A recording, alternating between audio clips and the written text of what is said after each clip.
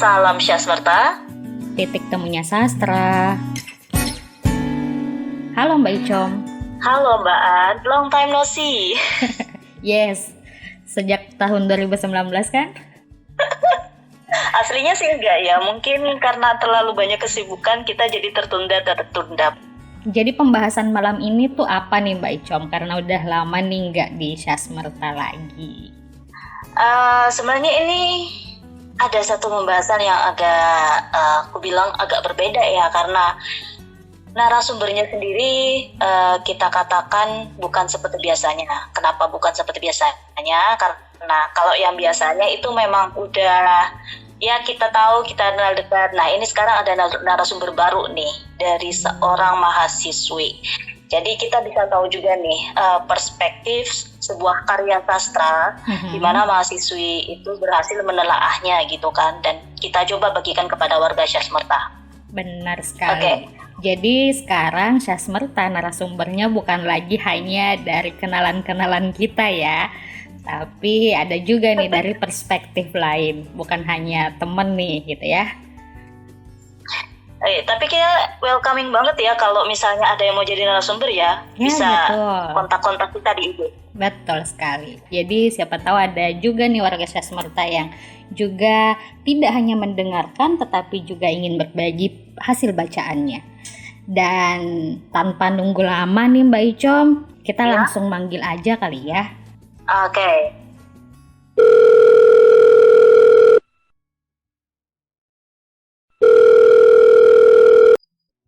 Halo.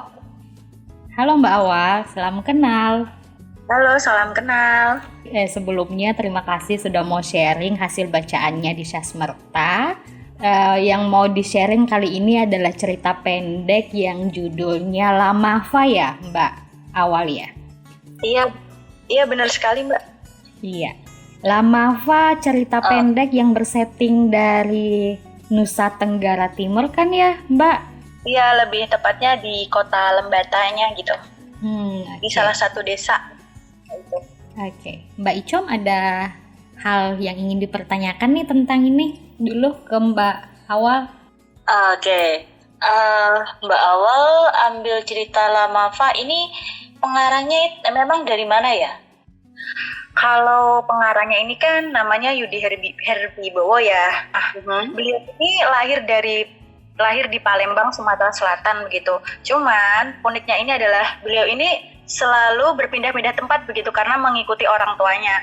Nah, salah satu tempat yang sempat beliau singgahi itu adalah ibu kota NTT yakni Kupang gitu.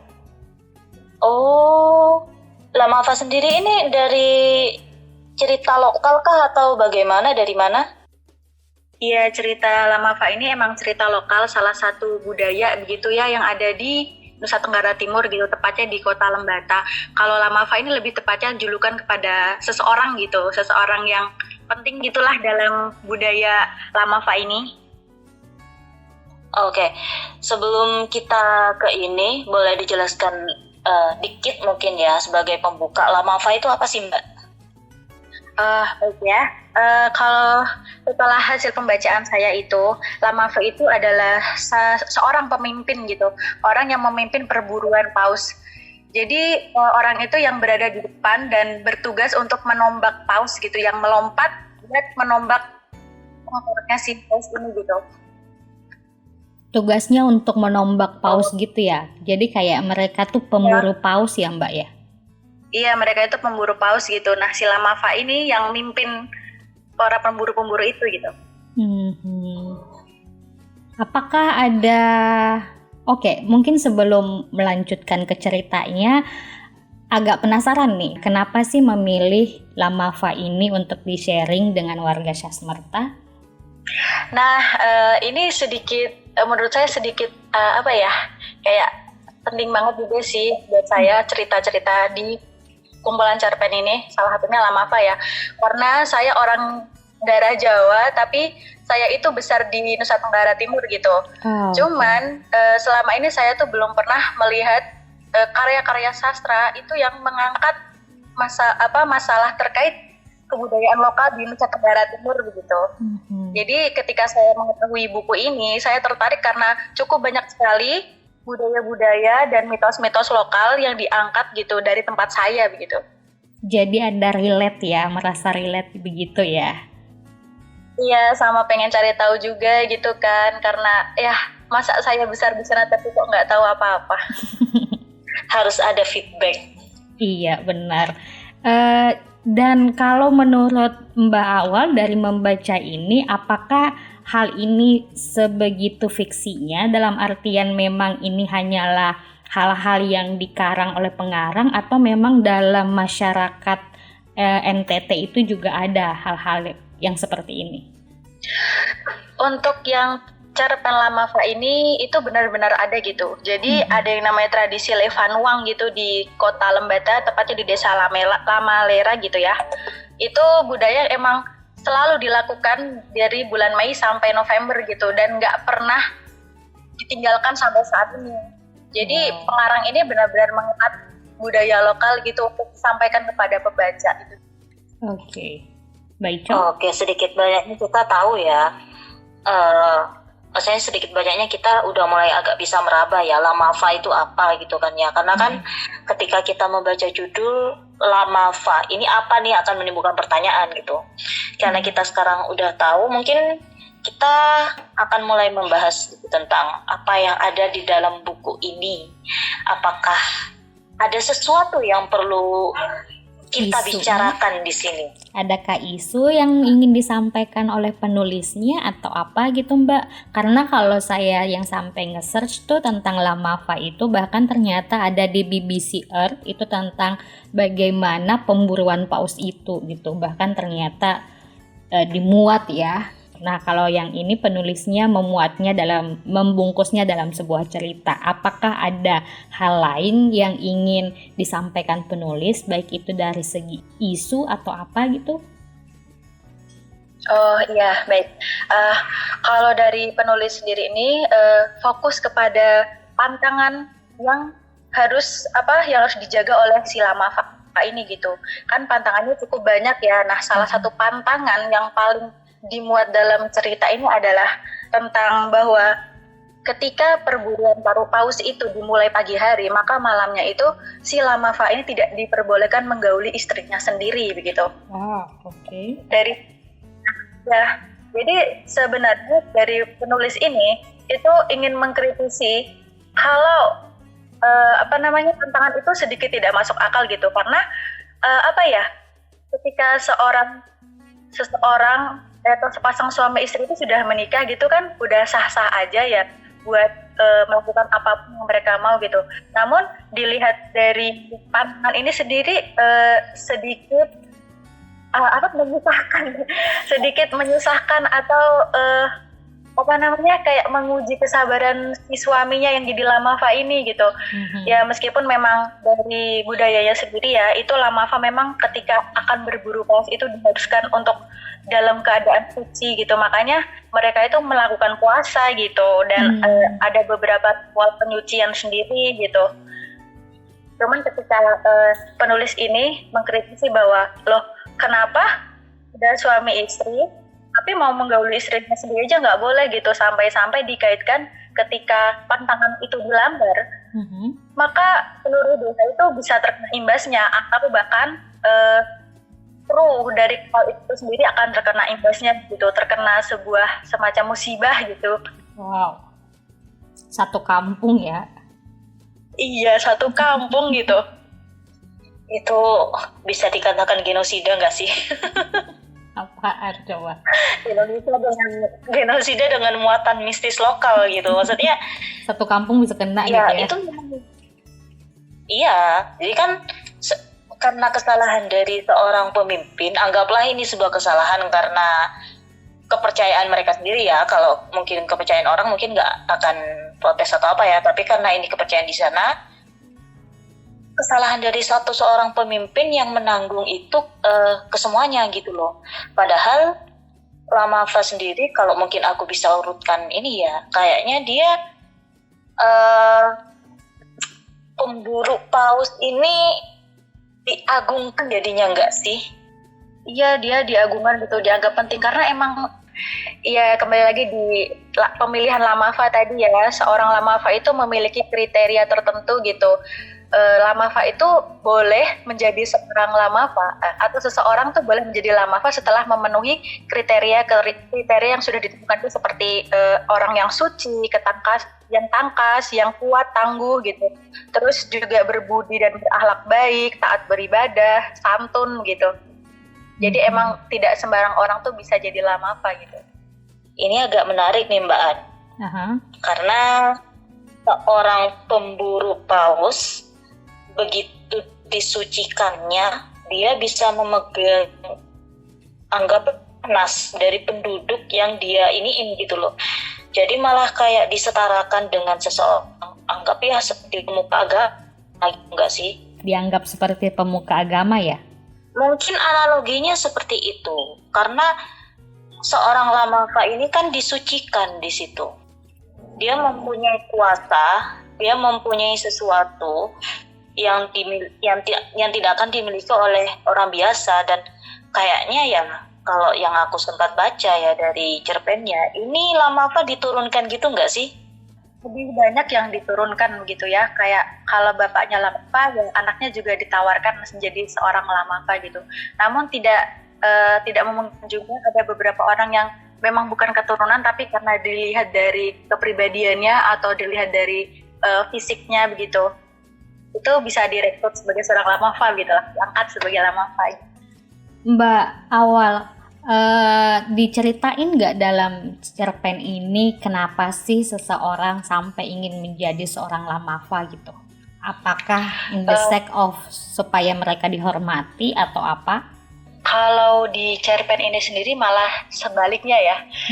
Si tokoh utama ini, Lamavanya ini begitu merasa keberatan gitu, merasa hatinya begitu berat untuk menggantikan ayahnya gitu. Okay. Apalagi sebelum ayahnya meninggal itu, ayahnya bukan mengatakan sesuatu yang bisa melegakan hati, melainkan kayak mengatakan bahwa tugas seorang Lamava itu besar dan tanggung jawabnya itu sangat-sangat besar begitu. Jadi itu adalah tugas yang berat begitu. Apakah ada rasa tidak oke untuk menerima dirinya sebagai Lamava dari keturunan itu, karena again ini membahas tentang makhluk lain gitu, atau bagaimana Mbak Awal melihatnya? Kalau saya lihatnya itu, kenapa si Martin ini atau tokoh utamanya ini begitu berat menerimanya ya, karena ya tadi tanggung jawabnya yang besar, kan dia memegang satu desa begitu. Ketika dia melakukan pelanggaran sedikit saja itu seluruh desa dan teman-temannya tuh bisa kena gitu. Apalagi dia tuh jadi meragukan tentang pantangan-pantangan itu setelah bertemu temannya yang dari Kupang gitu. Dari Kupang kan ibu kota itu ya, ibu kota provinsi Nusa Tenggara Timur. Yeah. Si teman ini mengatakan bahwa pantangan itu sangat-sangat tidak masuk akal gitu. Menjadi seorang Lamava di cerita ini Mbak Awal itu apakah memang tugasnya setiap hari mungkin, atau kapan gitu, dia harus berapa kali memburu paus, atau cukup satu aja kalau dia sudah pernah memburu, atau karena dia adalah diturunkan saja dia tidak harus memburu lagi, tetapi lebih ke tanggung jawab ke masyarakatnya atau gimana? Kalau tugas Lamava ini memang dia mengemban tugas itu sampai dia benar-benar mati gitu, sampai dia meninggal gitu, sudah nyawanya sudah tidak ada gitu. Kalau berapa kalinya itu adalah Lamava, biasanya budaya penangkapan paus ini itu dilakukan dari bulan Mei sampai dengan November. Namun dalam waktu itu kan 1 tahun, dalam kurun waktu 1 tahun itu seorang Lamava itu tidak diperbolehkan menangkap paus lebih dari 20 gitu. Itu adalah salah satu pantangan juga ya, karena kalau dilanggar juga justru akan merugikan paus itu sendiri. Jadi nanti paus bisa-bisa punah gitu kan. Punah. Diburu tapi tetap mengharapkan mereka nggak punah ya. Wow, sebuah kontradiksi. Ini mereka kalau menarik di situ. Ya, ini mereka kalau memburu ini mereka ini paus nih diapain? Diceritain nggak Mbak? Kalau di cerpennya memang tidak diceritakan sih Mbak itu pausnya dibuat apa begitu. Lebih ke Dia bagaimana menjadi lamafa ya. Iya, bagaimana menjaga tanggung jawab seorang lamafa buat nggak melanggar pantangan-pantangan gitu sih. Oh, okay. Apakah ada isu lain yang menurut Mbak Awal, wah menarik nih dari pembacaan cerita ini? Kalau dari saya sendiri ya, selain isu tentang ketidakmasuk akalan pantangan tadi, itu adalah tentang hak seorang manusia begitu ya. Tentang hak seorang manusia memutuskan jalan hidupnya begitu. Jadi si utama ini tidak bisa memilih jalan hidupnya sendiri gitu. Dia harus mewarisi jabatan lamafa itu dari ayahnya gitu, tidak boleh tidak gitu. Haknya sebagai manusia individu direnggut ya. Iya, direnggut gitu. Oke, Mbak Icom? Aku sebenarnya penasaran aja sih. Maksudku, kenapa harus seekor paus? Apa istimewanya dari seekor paus ini? Dari semua hewan ya? Ya, maksudku kan ya mungkin ada beberapa, kalau misalnya di beberapa agama kan seperti Hindu, Buddha ya, yang dia begitu mengagungkan sapi gitu kan, jadi apa-apa nggak boleh malah gitu kan. Nah ini paus gitu loh, dan itu adalah sebuah perburuan. Dia dihormati tapi juga dia diburu, seperti katamu tadi, kontradiktif. Aku jadi penasaran sebenarnya sih, kenapa harus paus gitu loh. Ya mungkin sedikit ada harus diluruskan gitu terkait paus ini. Memang tidak semua paus ditangkap gitu, kayak ada ketentuan yang paus yang tidak boleh diburu itu adalah paus yang sedang hamil dan paus muda begitu. Jadi yang diburu itu sebenarnya paus-paus yang sudah tidak bisa bereproduksi gitu. Kalau kenapa itu apa ya, kalau saya baca saya cari itu karena itu memang tradisi dari nenek moyang gitu, dan diteruskan sampai saat ini. Fungsi dari paus itu sendiri ya bisa jadi jadi pengobatan, terus dagingnya memang dimakan dan disimpan gitu untuk satu desa begitu. Terus bisa beberapa seperti taring-taringnya itu dibuat sebagai aksesoris begitu. Oh, jadi semuanya itu ada fungsinya ya Mbak ya? Iya. Mereka itu ingin mempertahankan budaya yang sudah ada begitu. Kalau tidak salah budaya ini itu ya sudah dilakukan sejak 500 tahun yang lalu begitu. Wow. Dan masih ada sampai sekarang. Ya, masih ada sampai sekarang. Ya meskipun sudah dikecam gitu oleh beberapa pihak. Cuman dari desa itu, dari orang-orang warga desa di situ tuh mengatakan bahwa mereka menangkap paus itu tidak dilakukan sebagai bentuk untuk industri gitu loh. Mereka memang untuk tradisi begitu. Dan mungkin itu juga yang menjawab pertanyaan Mbak Icom, kenapa paus? Karena secara geografis memang itu adalah desa nelayan ya, atau wilayah nelayan ya. Iya, begitu. Oke, Mbak Icom?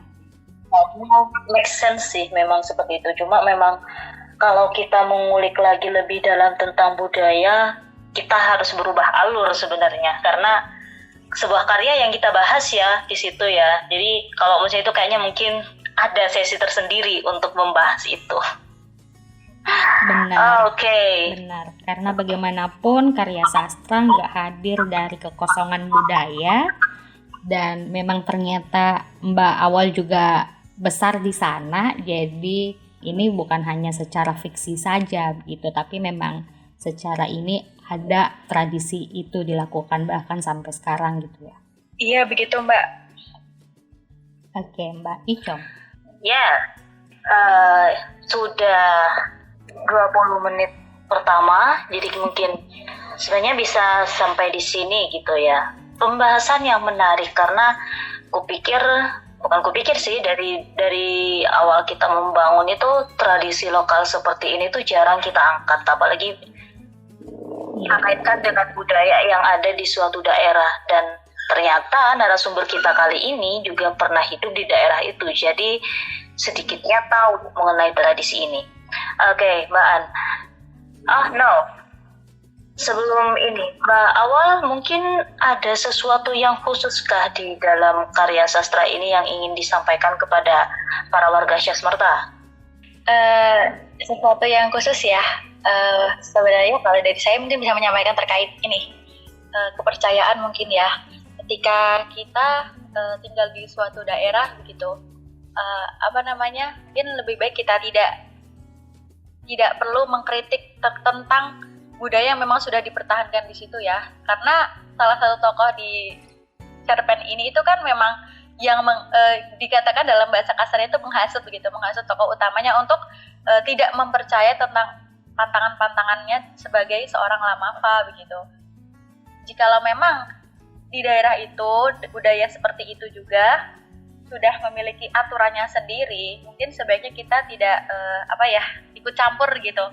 Ya kita terima saja, mungkin memang terkesan tidak masuk akal untuk orang seperti ya orang-orang mungkin dari ibu kota, karena ini kan desanya pelosok gitu ya, yang sedikit jauh dari kota begitu. Aku rasa begitu aja sih, kayak ya tidak perlu ikut campur begitu. Mungkin kita bisa berdiskusi saja begitu tentang bagaimana atau alasan-alasan apa sih yang membuat tradisi ini seperti ini, kok memiliki pantangan seperti ini, memang tujuannya seperti apa gitu, kok kayak gini gitu. Oke, mungkin seperti kata pepatah ya, di mana bukit dipijak, di situ langit dijunjung. Jadi dimanapun kita berpijak, kita harus mengetahui bahwa ada suatu adat istiadat di situ yang harus kita pahami. Mungkin seperti itu ya. Iya, setuju dengan semuanya. Mungkin kita tidak bisa langsung terlalu ngejudge, menilai sesuatu hanya dengan sudut pandang kita, tapi juga yang seperti tadi Mbak Awal bilang bahwa kita butuh diskusi di sana. So, thank you Mbak Awal dengan sharingnya. Iya, sama-sama. Terima kasih juga. Kalau misalnya Mbak Awal punya kutipan yang masih stick di pikirannya nih tentang cerita ini, itu apa sih yang mau di-share? Oh iya, kalau misalnya bukan khusus cerita ini bagaimana ya Mbak? Oh it's okay, masih relate mungkin atau bagaimana? Nah ya, masih sih sebenarnya ini cuma ingin saya sampaikan kepada warga Syahsmerta gitu bahwa dari karya sastra itu kita belajar banyak hal begitu, salah satunya budaya-budaya yang ada di sekitar kita atau budaya-budaya yang di tempat tinggal kita sendiri mungkin belum kita ketahui gitu, bahwa melalui karya sastra sendiri itu bisa menambah wawasan dan memperkaya. Intinya ya, melalui karya sastra itu kita bisa mengetahui banyak hal yang tidak kita ketahui begitu. Apalagi buku ini yang saya baca ini sebenarnya juga padahal tuh sudah diterjemahkan ke dalam buku bahasa Inggris, cuman tidak begitu banyak yang mengetahui. Saya sendiri kayak kaget juga, wah ada buku kayak gini gitu, jarang-jarang gitu ya. Itu kita nggak tahu malah ya, kita baru tahu ini ya. Iya ini judulnya itu Springs of Kumari Spears gitu. Oke, menarik. Berarti dia memang sudah mulai merambah dan secara tidak langsung orang luar dari Indonesia pun tahu tentang tradisi ini. Iya, makanya tadi ada di BBC. Iya Mbak Icom. Yang tadi disampaikan sama Mbak Awal di kata-kata terakhir itu ya, kata-kata terakhir gimana sih? Yang nge-closing, the closing itu. Yang seperti yang tadi bahwa kita memperkenalkan Mbak Awal sebagai mahasiswi yang mungkin either dia adalah pembaca karya sastra, penikmat karya sastra, penulis bahkan mungkin, dan juga masih rahasia ya, nggak mau di-spillkan sespesifik itu, jadi saya pakai kata mungkin. Dan itulah pandangan-pandangan Mbak Awal tentang pentingnya karya sastra ya Mbak Awal. Jadinya mungkin bahkan bukan hanya tradisi dan budaya yang bisa didapatkan dari karya sastra, tapi juga bahkan sejarah yang tidak dibahas di buku sejarah manapun. So, terima kasih Mbak Awal. Ya Mbak Icom, kita tutup dengan panjang umur literasi. Panjang umur literasi. Terima kasih.